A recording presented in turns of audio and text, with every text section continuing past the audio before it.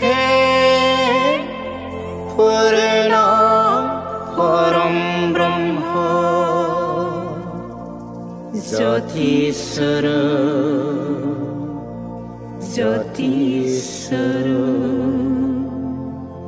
मोनफ्रोमबो जेंनाया जुगामि नङा जोंनि जिउआव फैनाय दुखुआ फैखागोन मालाबा जों गाबनांखागोन बेयो जाखागोन नाथाय बेफोर जुगामि नङा जोंनि जिउखौ जोङो दुखुजों थांनानै थागोन ना रंजानायजों बे जोंनि आखायाव आंनि जिउआ आंनि जिउआ आंनि माबायदि दं फरायसाफोर गोसोआव दुखुफोर दं नामा दुखु गैया जायनि गोसोआव दुखु दङ दुखु थायोबा जेबो मुलाम्फा मोननाय नङा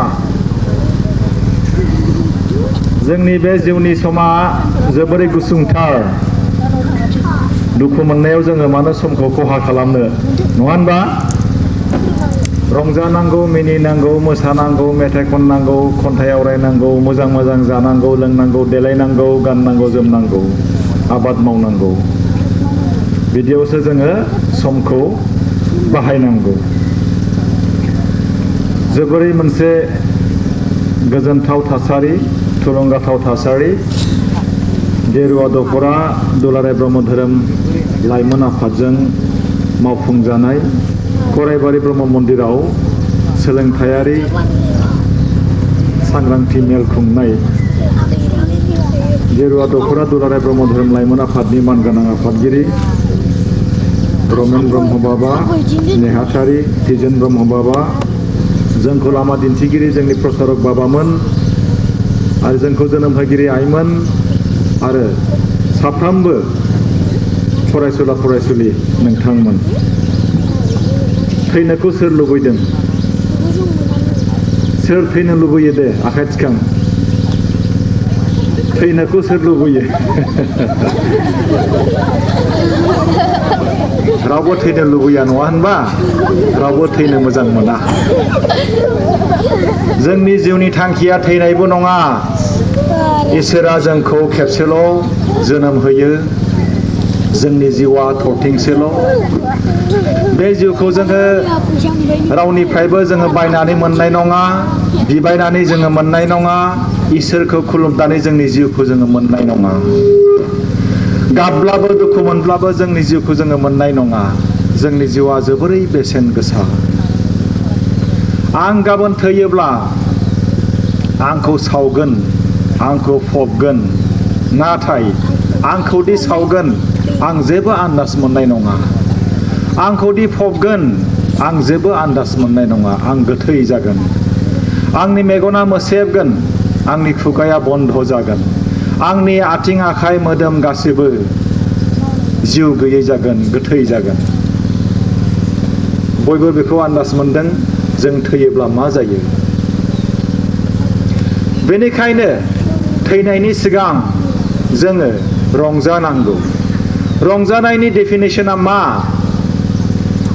जोङो लेखा फरायनानै जोङो रंजानो हायो इसोर सिबिनानै जों रंजानो हायो मेथाइ खननानै मोसानानै आबाद मावनानै बिजनेस खालामनानै जोङो रंजानो हायो जोंनि रंजानायनि बिजोङा गोबांथार जोंनि आइमोनहा जोंखौ जोनोम होलांदों जोंखौ फोरोंलांदों जेब्ला जोंखौ सासे बिमाया गावनि उदै सिङाव आलो गोजोन जोथोन लादोंमोन बे समाव जोंनि बिमाया इसोरनि खाथियाव आरज गाबो हे आफा इसोर आंनि उदै सिङाव थानाय गथ'खौ मोजाङै जोनोम हो आंनि गथ'आ मोजां मानसि जाथों लेखा गोरों जाथों गियानि गुनि जाथों देरहासार जाथों होननानै इसोरनि खाथियाव आरज गाबो जोनोम जानायनि उनाव गथ'नि खिनायखौ हासुनायखौ सुयो गोजांब्ला जि फिनो गोलोमब्ला गिसिब सिबनानै होयो थाम्फै अरदों ना लोमजादों ना ओंखाम उखैदों बेफोरखौ जोथोन लायो। जोंखौ राव फोरोङो, राव बुंनो फोरोङो, थाबायनो फोरोङो, ओंखाम जानो फोरोङो। उदै सिङाव जेब्ला जोंखौ जोथोन लादोंमोन, जोनोम जानायनि उनावबो बे रोखोमसे जोथोनखौनो लायो सासे बिमाया। फरायसाफोर, आं मानो बे बाथ्राखौ गले गले बुङो? मोनफ्रोमबो मेलाव आं बे बाथ्राखौ बुङो।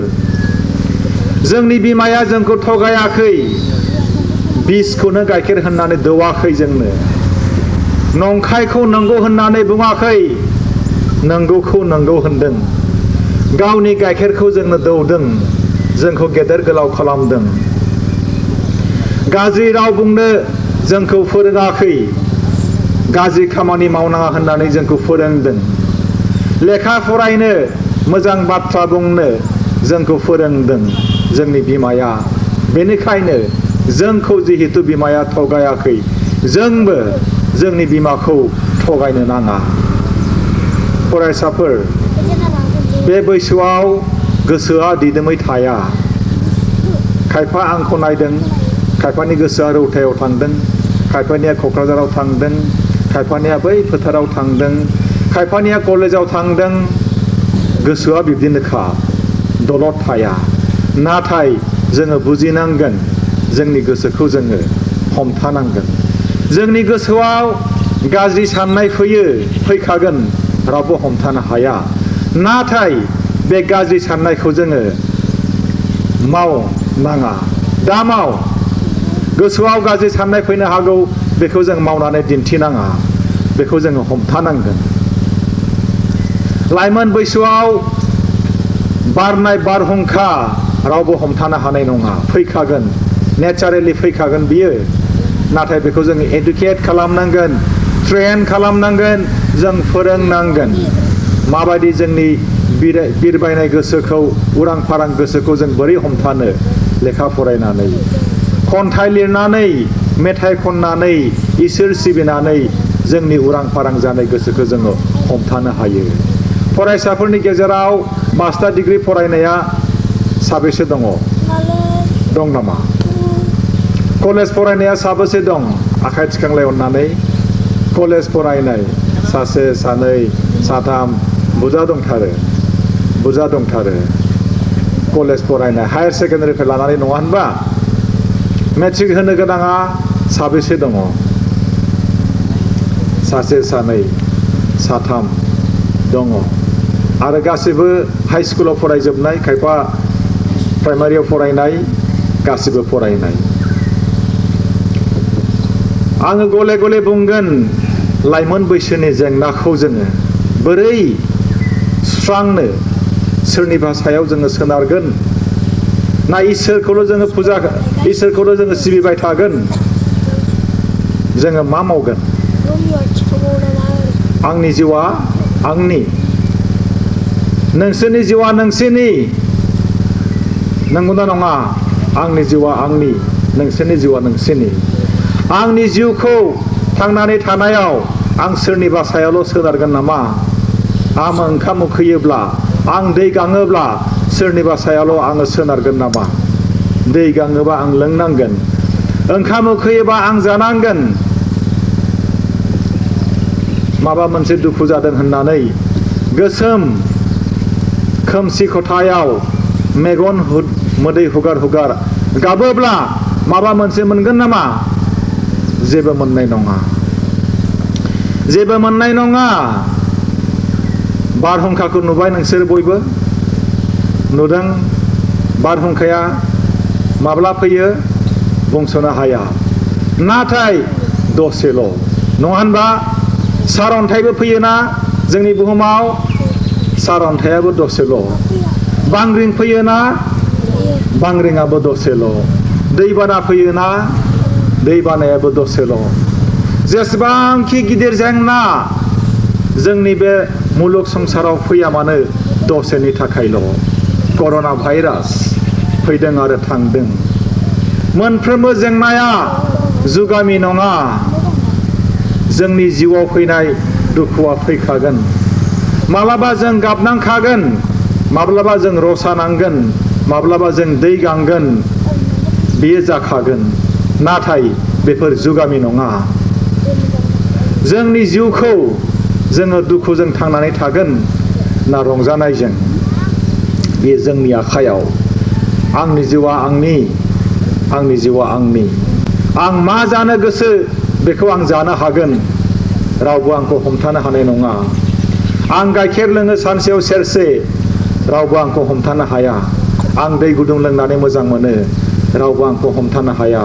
आं गाननो जोमनो बिराद मोजां मोनो रावबो आंखौ हमथानो हाया आं लेखा फरायनो मोजां मोनो रावबो आंखौ हमथानो हाया आं फरायगोन आं लेखा लिरनो मोजां मोनो रावबो आंखौ हमथानो हाया आं लिरगोन फरायसाफोर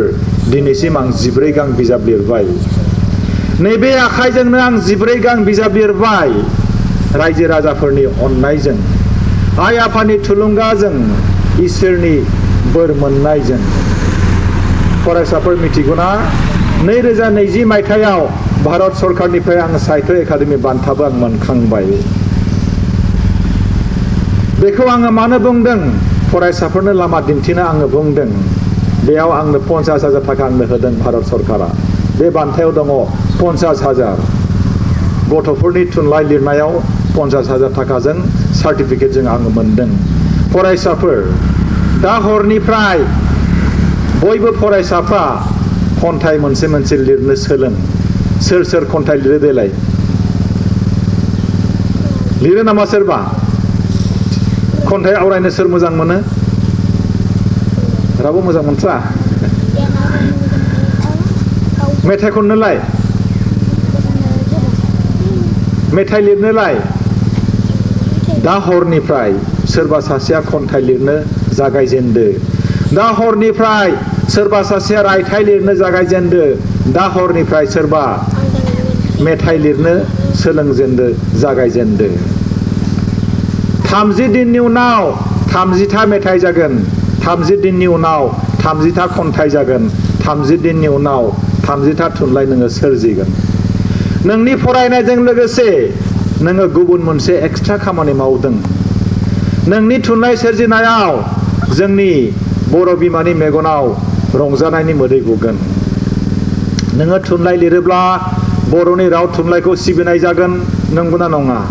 मैयासो 16 नभेम्बर जानानै थांबाय दा बेनिखायनो फरायसाफोर जोंनि बिरबायनाय गोसोखौ हमथानो थाखाय जोङो आगसिथिंबो खामानि मावनांगौ आगदाथिंबो खामानि मावनांगौ सान हर जों खामानि मावनांगौ ओरैनो थानाय समाव जोङो मोसानांगौ खन्थाइ आवरायनांगौ ओरैनो थानाय समाव जोङो बिबार बागान बानायनांगौ लाइजाम लिरनो सोलोंनांगौ इसोर सिबिनांगौ समखौ जोङो ओरैनो खाथायनो नाङा समखौ जोङो ओरैनो नस्थ' खालामनाङा बरबाद खालामनाङा समा जोंनि थाखाय जोबोरै बेसेन गोसा बे मेलखौ जोङो जागायनो थांखि लादोंमोन 3 बाजिनिफ्राय दा नै बेसेबां सम जाखो 4 बाजियानो जासिगोन समा जोंखौ नेथ'वा समा जोंखौ रावखौबो नेथ'वा ओरैबायदि जानांगौ समखौसो मेंग्लि होनांगौ नाथाय जोंनिया मा खालामो समखौ नायै नायैसो खामानि मावो 8था जायाखै आं सिखारनाय नङा 5था जायाखै आं सिखारथ'वा गाबोनसो आङो बे खन्थाइखौ लिरगोन गाबोनसो आङो हमवर्क खालामगोन गाबोनसो आं कलेजाव थांगोन दिनै सनिबार दिनै कलेजाव थाङा बिदि जायोना जाया गोसोफ्राव नाथाय जोङो गाबोनखौ माब्लाबाबो नेथ'नाङा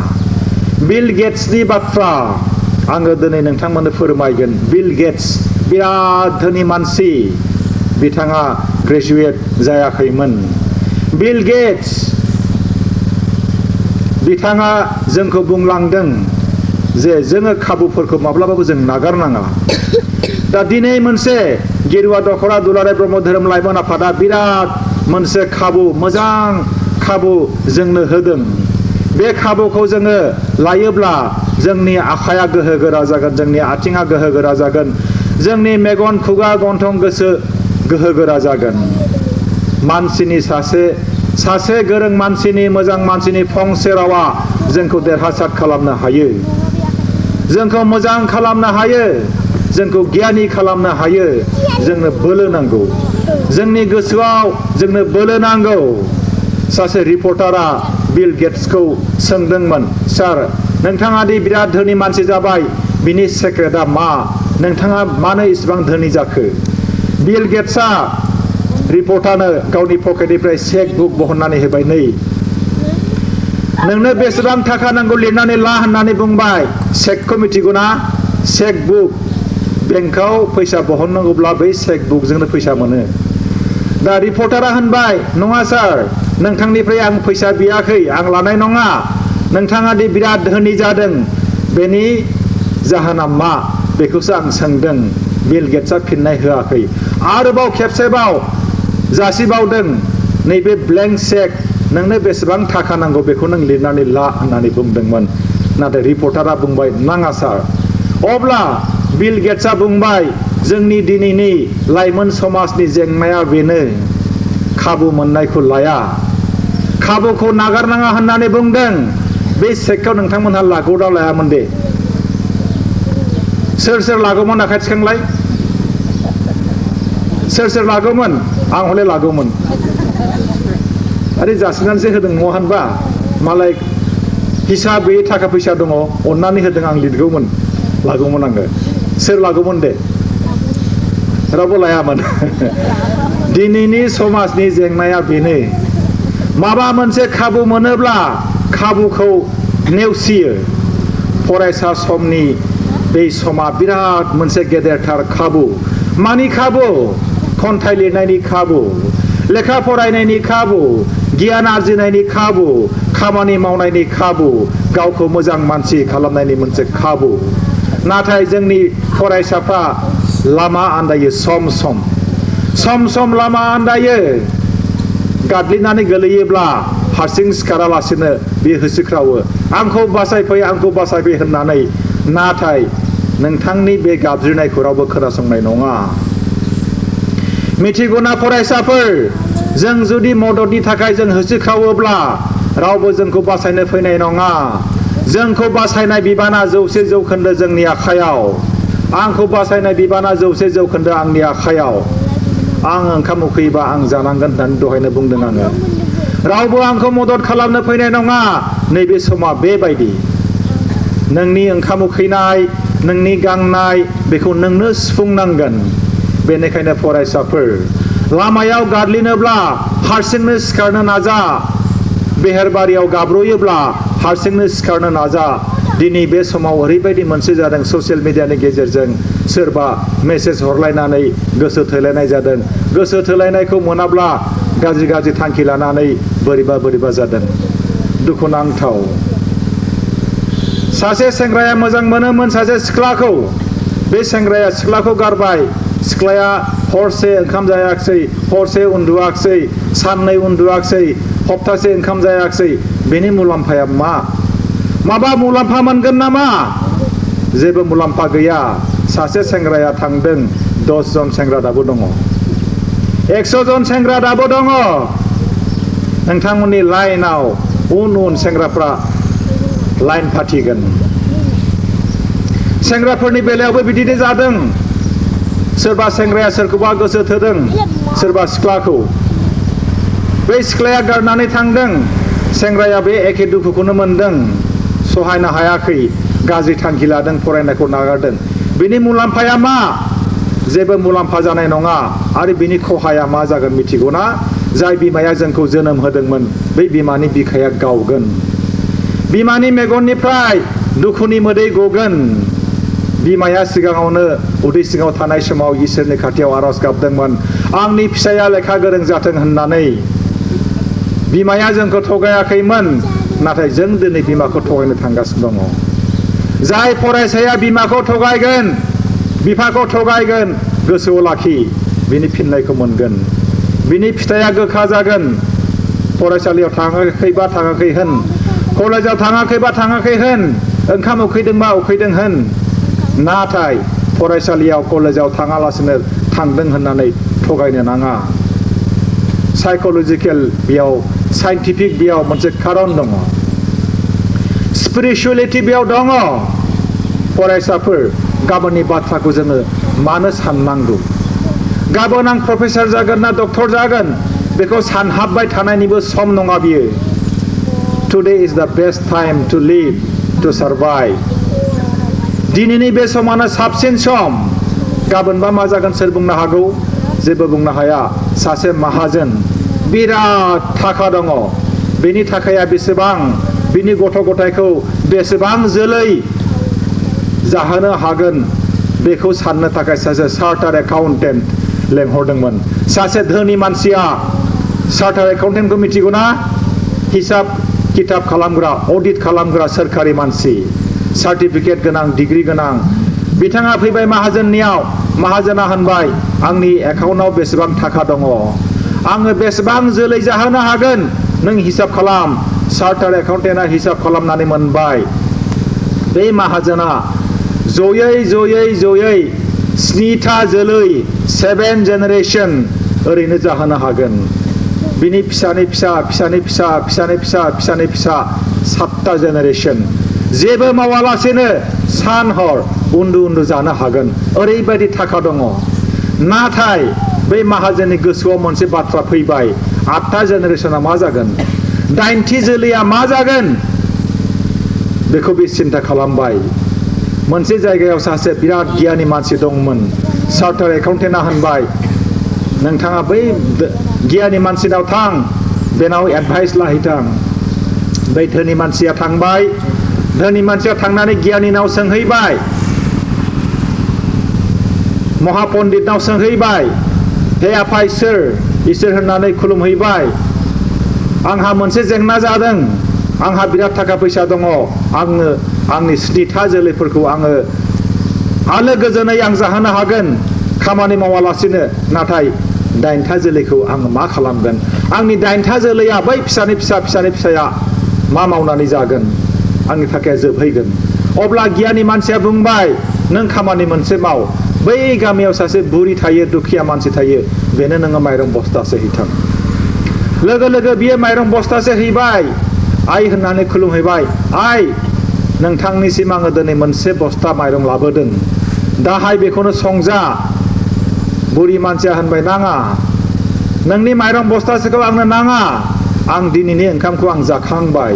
दिनै आरो आंहा सिन्था खालामनांगौ जेबो गैलिया माहाजोना होनबाय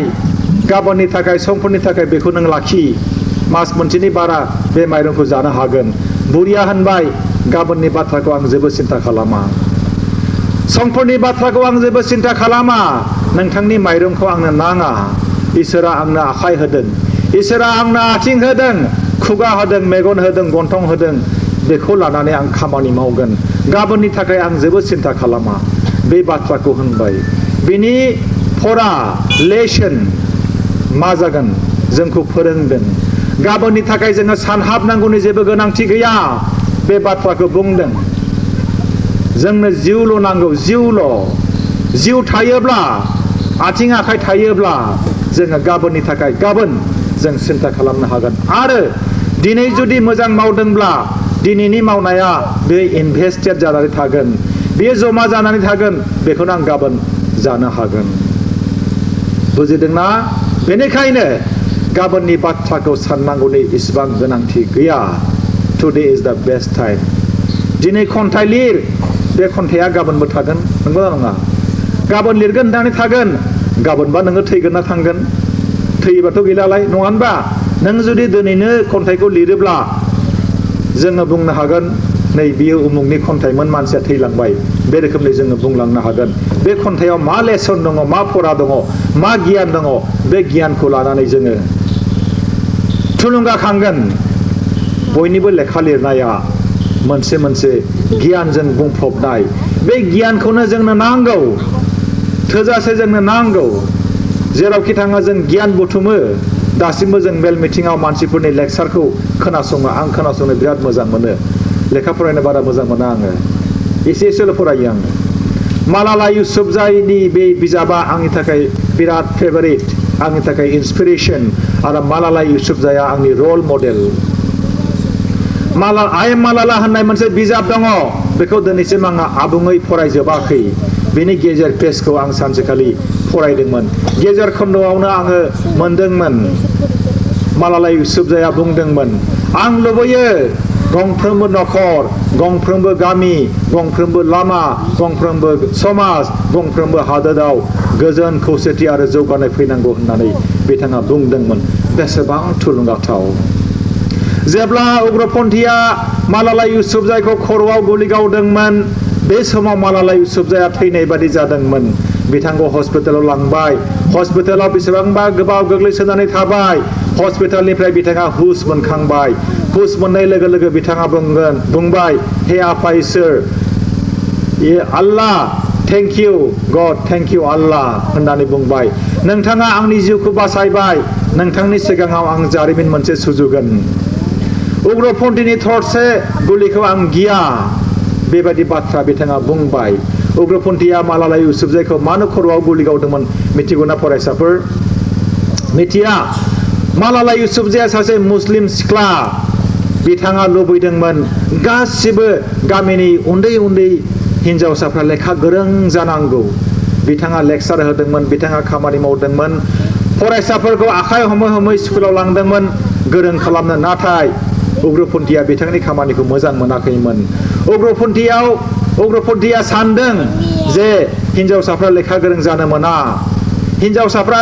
न'खरावनो थानांगौ बिसोरनि खामानिया ओंखाम संनाय खामानि लेखा गोरों जानो मोना मस्जिदाव थांनो मोना इसोर सिबिनो मोना आल्लाह सिबिनो मोना बेबायदि होननानै उग्रपन्थीया मोनसे सानोमोन आरो बेनिखायनो मालाला इउसुफजाइखौ खर'आव गुलि गावदोंमोन नाथाय मालाला इउसुफजाइया जोंनि सिगाङाव दासिमबो थांनानै दङ मालाला इउसुफजाइनि फंफ्रोमबो रावखौ दासिमबो आं खोनासङो जेब्ला आं सम मोनो इउटुबाव आङो खोनासङो मालाला इउसुफजाइ बिथांनि फंफ्रोमबो रावा बिराद बेसेन गोसा थुलुंगाथाव बेनिखायनो फरायसाफोर जाय जायनियाव मबाइल दङ बे मबाइलनिफ्राय गाज्रि मेसेजखौ दानाय गाज्रि भिडिअखौ दानाय गावनि गोसोखौ डाइभार्ट दा खालाम मबाइलखौ जिहेतु जोंनियाव दा जोङो बयबो नांखासिगौ नङा होनबा फरायसाफोरनो बयनोबो मबाइलखौ नांखासिगौखौनो आं बुंजासिगोन जों बादाबो होनो हानाय नंला जोङो मानाबो जों खालामनो हानाय नंलिया मानो होननानै बुङोब्ला दानि दिनाव मबाइलावनो गासिबो मेसेज गासिबो सिलेबास गासिबो आनसार मबाइलावनो फैखाजोबो बेनिखायनो जोंनो मबाइलखौबो नांसिगौ मबाइलनि गेजेरजों जोङो गावखौनो बिराद एम्पावारबो जों खालामनो हागौ आं बारा गोजाननि बाथ्राखौ बुङाखै जोंब्ला ब्रह्म बिथांनि फिसाजोआ आंनो फन हरदों सानसेखालि बिथाङा बुंहरदों बिथांनि फिसाजोआ मेट्रिक पास जानानै दा फरायगासिनो दङ आंनो बुंहरदों सार मबाइलखौ नायनानै आङो सानखान्थि सोलोंदों आं थुलुंगाखांदों मबाइल नायनानै बिथाङा सानखान्थि सोलोंदों मबाइल नायनानै बिथांनि फिसाजोआ साइन्स सोलोंदों ग्रामार सोलोंदों मबाइलाव मा गैया गासिबो दङ फरायसाफोर बेनिखायनो जायनियाव मबाइल गैया दुखु मोननांगौनि जेबो जाहोन गैया जायनियाव मबाइल दङ गाज्रि गाज्रि भिडिअफोरखौ नायालासिनो इंलिश ग्रामार सोलों मटिभेशनेल भिडिअ नाय गावखौ थुलुंगाखांहोनो थाखाय आं मा बुंदों खोनासंदोंना फरायसाफोर आंनो दासिमबो फन हरो सासे फरायसुलि क्लास 8 निफ्राय दिनैसिम बिथाङा कलेजाव फरायबाय आंनो दासिमबो फन हरनानै सोंहरो सार आं हस्टेलाव थाबाय नाथाय हस्टेलनि बयबो लोगोआ एखे नङा खायफा आंखौ डिस्टार्ब होयो खायफा लेखा फरायहोआ खायफा गाज्रि राव बुङो आं मा खालामनांगौ होननानै आंनाव एडभाइस लाहरो दिनै बे फरायसुलिया क्लास 8 निफ्राय फन खालाम दिनै कलेजाव फरायबाय दिनैसिमबो आंनि कानेक्टेड आंजों कानेक्टेड बेखायनो होनदों बी साराउन्डेड बाय गुड पिपल बी साराउन्डेड बाय गुड पिपल जों जुदि बिबारनि गेजेराव थायोब्ला जों मा मोनगोन दे बिबारनि गेजेराव थायोब्ला बिबारनि मोदोमनायखौ जों मोनगोन ना मोना बिबाराव मा फैयो बेरे सिखिरि फैयो बेरे सिखिरिया मा खालामो बिदै सोबो मेथाइ खनो मोसायो नङा होनबा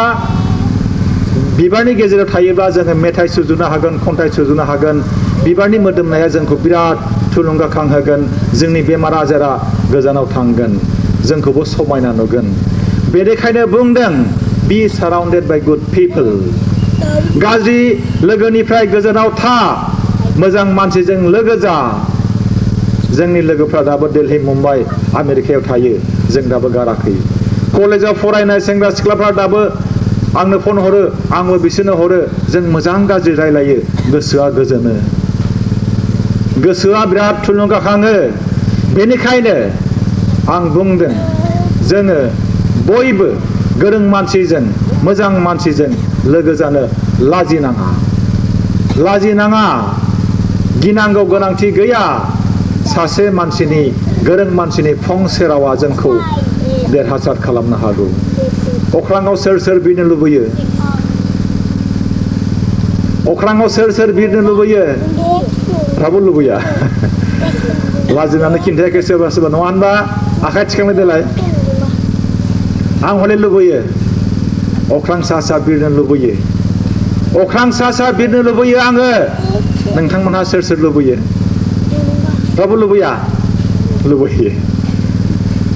सुनिता उइलियाम्स सोर बियो सुनिता उइलियाम्सआ दाबो अख्राङावनो दङ अख्रां सा बिरगासिनो दङ इउटुबाव नाय नोंथांमोनहा नुगोन सेटेलाइटआव बिथाङा दाबो दङ सिङावनो हाबनानै दङ जों मिथिनायाव 2025 मायथाइयावसो बिथाङा अख्रांनिफ्राय बेयाव फैगोन बिथाङा भारतारि सासे आइजो नाथाय गुबुन हादोराव बिथाङा हाबा जानानै एस्ट्रनट जादों इन्जिनियार जादों बिराद गिदिर साइन्टिस्ट दा बिथाङा अख्रां सा बिरबायनानै रिसार्च खालामदों अख्राङाव मा दं मा गैया नाथाय जोङो दिनै दैखरावनो थायोब्ला जोंखौ मा होनगोन दैखरनि एम्बु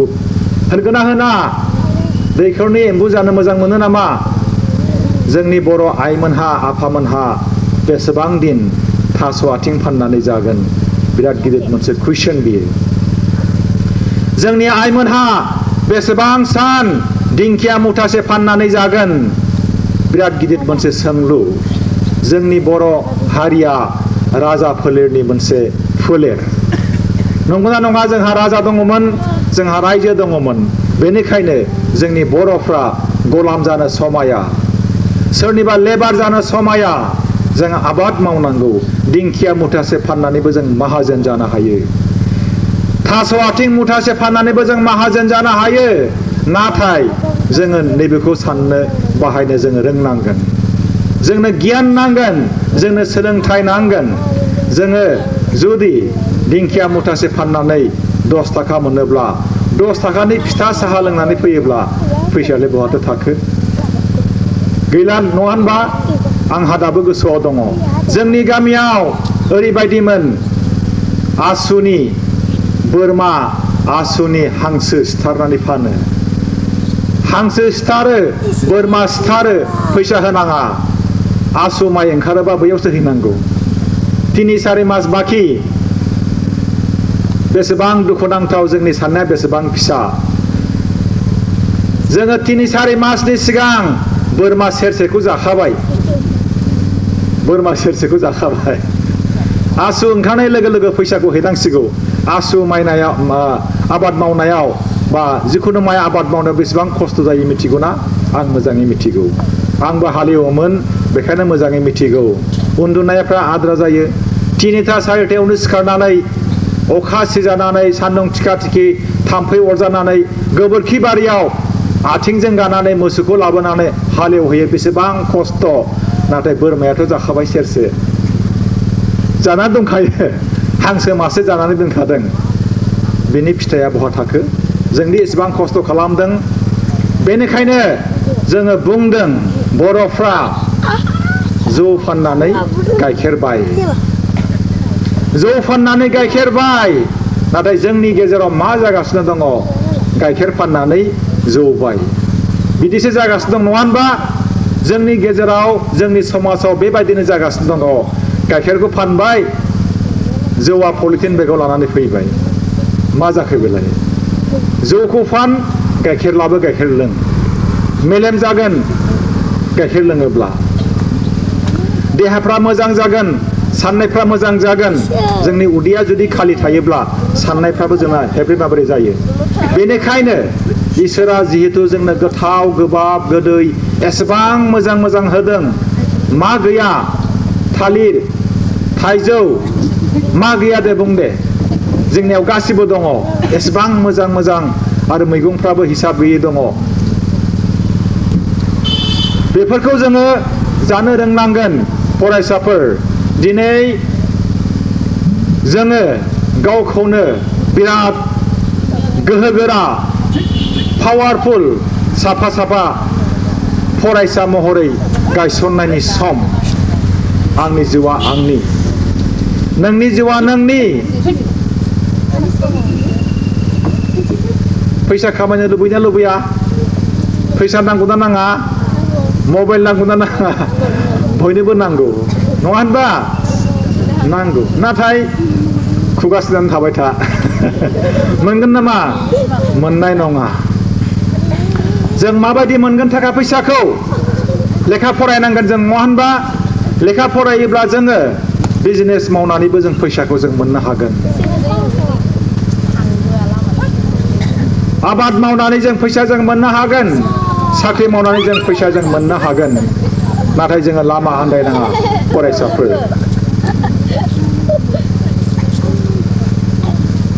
दा फरायसाफोरखौ आङो थुलुंगा होगोन बेनिखायनो जोङो रावनिबो बाथ्रायाव जोङो दुखु मोननाङा जोंनि समाजा माबायदि आं दहायनो बुंखाबाय नों जेसेबांखि होसोख्राव नोंखौ बासायनो फैनाय नङा रावबो नोंखौ बासायनायनि बिबाना 100% नोंनि आखायाव आंनि आखायाव लेट पिपल से होननानै बुंदों Swami Vivekananda let people say whatever they like stick to your conviction rest assured the world will be at your feet होननानै बुंदों मानसिया मा बुङो बुंनो हो माब्लाबा बुंगोन नङा होनबा है नों लेखाखौ फरायनानै साख्रि मोननाय नङालै लेखा फरायनानै जेबो लाब गैयालै नंगौना नङा बेबायदि जों बाथ्राखौ जों खोनायो जोंनि गोसोखौ दुखु खालामनांगौनि जेबो गोनांथि गैया एपिजे आब्दुल कालामा जेब्ला सेटेलाइटखौ टेस्ट खालामदोंमोन गोजौआव अख्रांमायाव दैथायहरनो एपिजे आब्दुल कालामा खेबसेनो उथ्रिसार जायाखै बिथाङा गोबां फेलें जादों नाथाय बिथांनि फेलें जानायखौ बियो बिनि बिबानखौ गावनो रुजुनदोंमोन बिथाङा रावखौबो दाय होआखैमोन रावबो साइन्टिस्टखौ बिथाङा दाय होआखैमोन बिथाङा बुंदोंमोन बेनि थाखाय दायनिगिरिया आंनो दिनै एपिजे आब्दुल कालामा मिसाइल मेन अफ इन्डिया बिथाङा थांनानै दङ जोंनि गेजेराव मानसियाथ' थैलांबाय नङा होनबा मानसिया थैलांबाय नाथाय बिथांनि जि बुंनाय राव दिनैसिम जोंखौ थुलुंगा होयो बिथाङा बुंदों जों फेलें जायोब्ला बिनि दायनिगिरिया जों रावबो नङा परिखायाव नाम्बार खम मोनोब्ला मा होनगोन दे है परिखानि प्रश्नआनो मोजां जायाखैलै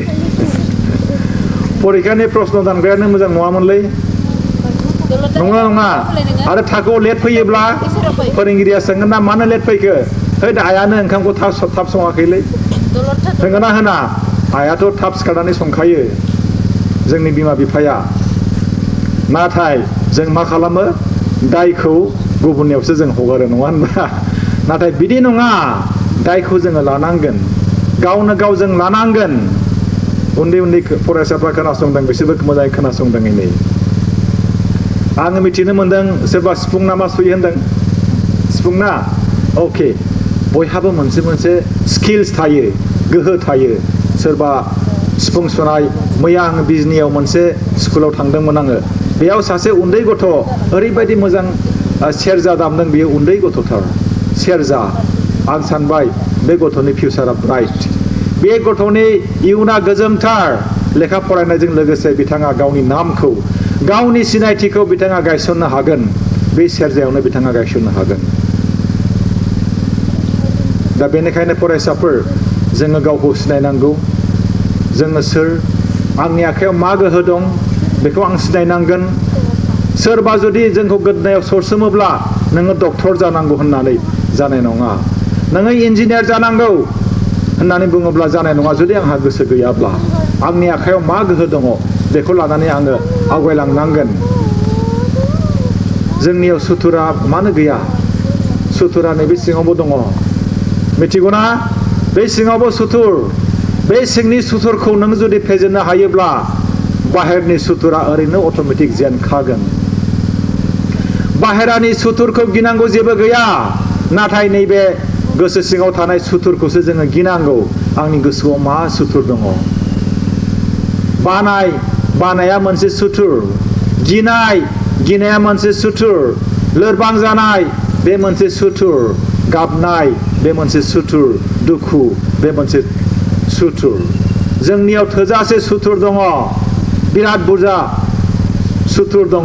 नाथाय जोंनि सिङाव थानाय सुथुरखौ जोङो फेजेननो जोङो नाजानांगोन। गावखौ जोङो बुजायनांगोन। जेब्ला आङो कलेज फरायदोंमोन फुंनि 2:30 बाजियाव सिखारोमोन आङो। खैथायाव सिखारो दे? गामिनिफ्रायथ' थाब सिखारखायो आरो जाय हस्टेलाव थायो थाब सिखारो।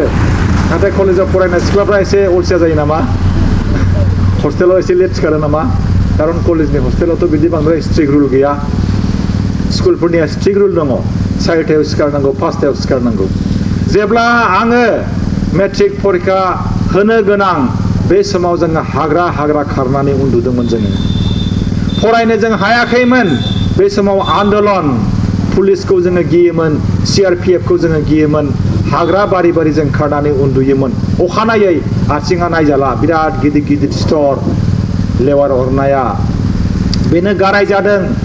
जोङो टाउनावबो थांनो हाला, स्कुल गैलिया, फरायनाय गैलिया, जोंखौ लामा दिन्थिग्रा मानसि गैलिया। बे समाव जों बिराद गोदाव सोराव जाबायमोन, जोङो लामाजों गादलिनबायमोन। बेनिफ्राय आङो अरुणाचल प्रदेशआव मास मोननै आङो लेबार मावहैदों, दंफां बाननाय लेबार,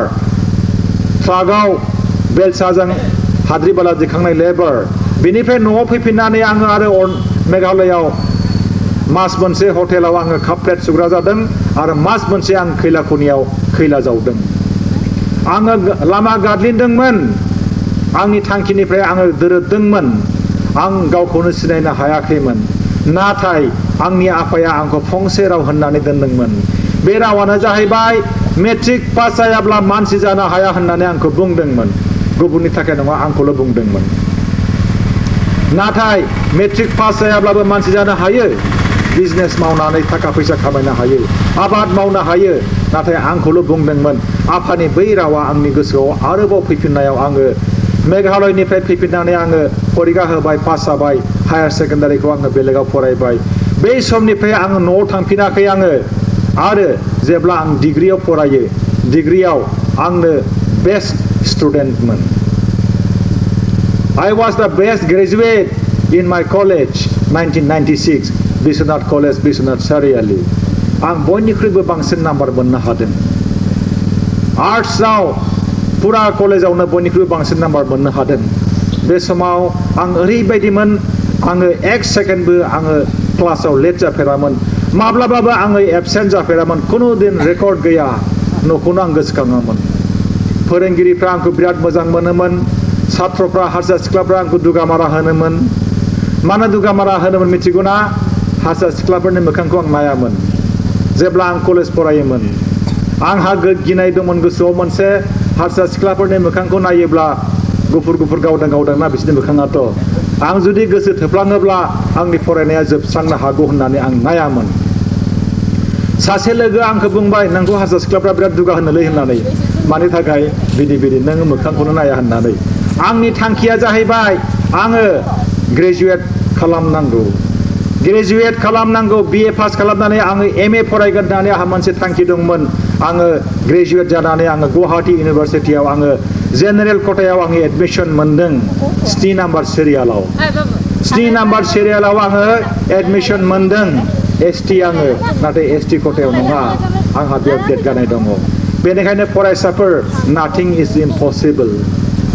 खामानि मावनो हायै जेबो गैया। सुनिता उइलियाम्सआ सासे आइजो जानानै अख्रां सा जुदि दासिमबो बिरगासिनो दङब्ला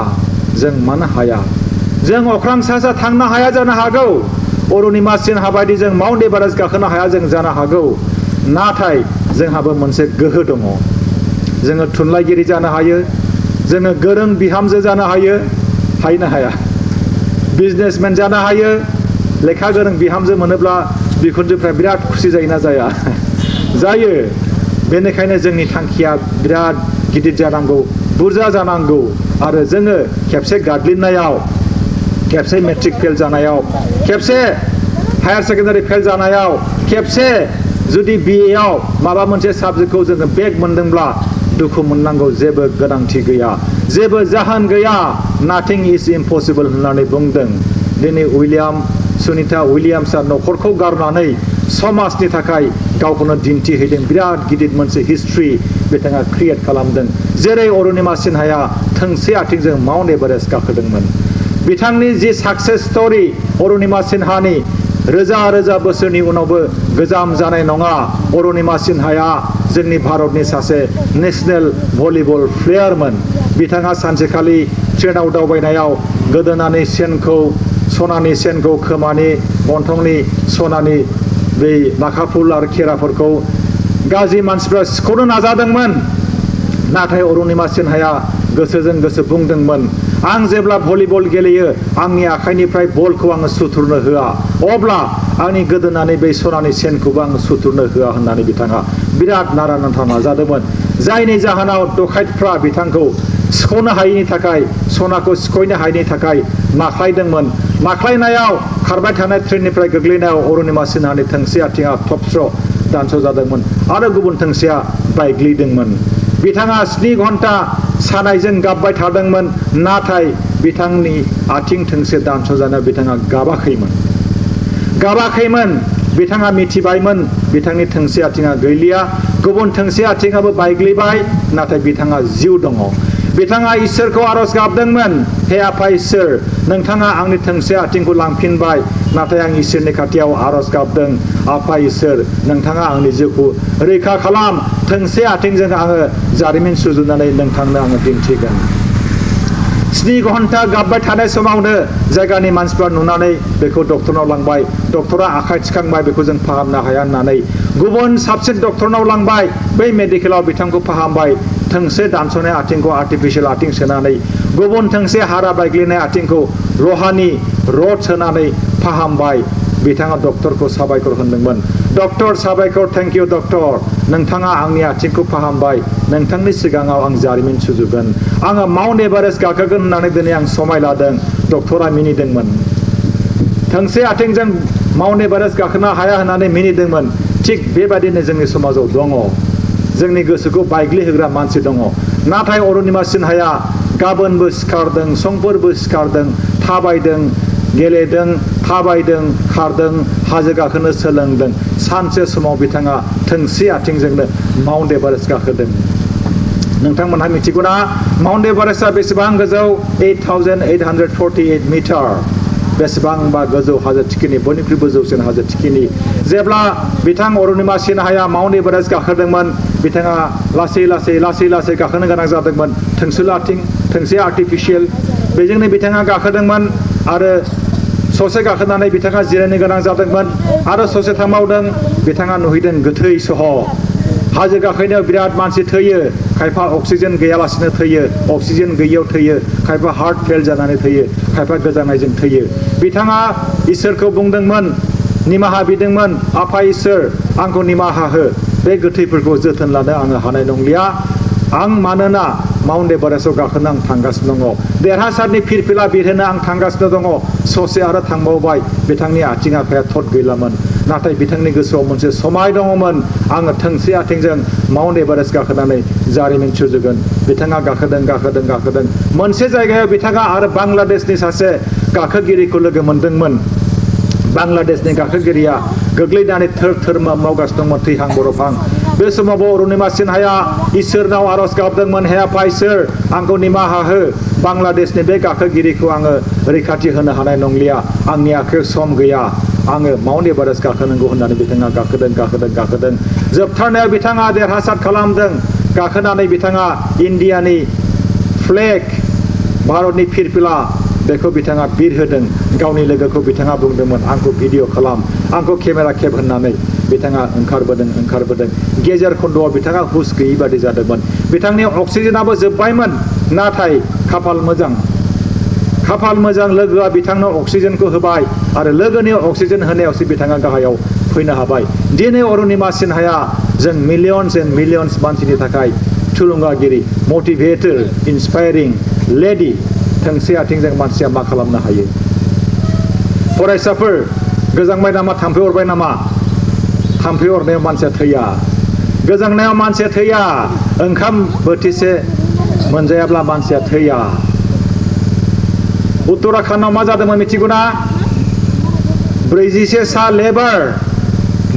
सा लेबारा उत्तराखंडआव थांनानै मा जादोंमोन ना खरं जावदोंमोन मोनसे खरं जानायाव ओरैबो लामा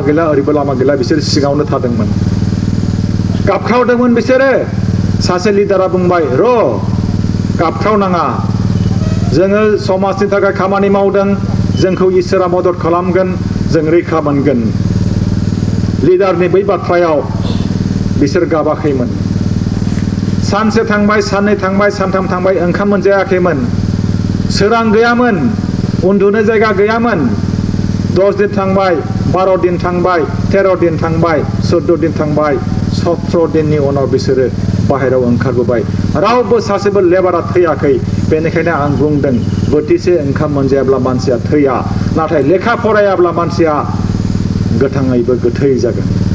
बे बाथ्राखौ गोसोआव लाखि लेखा फरायाब्ला मानसिया गोथाङाबो गोथै जागोन फरायसाफोरखौ बुंदों आङो जोंनि बिमा बिफाया जाम्बा जाम्बि जों जाम्बा जाम्बि जानो हागौ नाथाय जोंनि थांखिया आं जाम्बा आंनि फिसालाया मोजां जाथों बेबादि थांखि जोंहा दङ आइमोन नंगौ दा नङा बुंलाय नंगौ होननानै बुंदों बे आइयाबो जों जाम्बा जानो हागौ जोंनि सिमाङा गेदेर जोंनि फिसाजोआ गेदेर गोलाव जाथों फिसालाया गेदेर गोलाव जाथों गेरुवा दखरा ब्रह्म धोरोम लाइमोन आफादनि आफादगिरि नेहाथारि दिमसा ब्रह्म आफा आरो साफ्रोमबो जोंनि दिक्षा गुरु साफ्रोमबो दैदेनगिरि आफामोननिसिम आइमोननिसिम आं साबायखर बावबाय मिरु ब्रह्म धोरोम लाइमोन आफादनि दैदेनगिरि आइमोननिसिम आं साबायखर बावबाय आरो साफ्रोमबो दिथागिरिजों लोगोसे बै जोंनि सना फिथरफोर बयनिसिमबो आङो गाहाम हामलायनाय बावहरबाय नोंथांमोनहा जोंनि सना फिथर बयबो उथ्रिसार जाथों साख्रि मोनोब्ला आंनो फन हर सार आं साख्रि मोनबाय होननानै आं गोजोनगोन आंनि मेगननिफ्राय दुंब्रुद रंजानायनि मोदै गगोन आंनि इउटुब चेनेलाव मोजां मेसेज फैयो सोरबा आंखौ इन्सपिरेसनेल फादार होननानै बुंदों आं बिनि थाखाय देरगारदों 28,000 प्लास साबस्क्राइबार दङ आंहा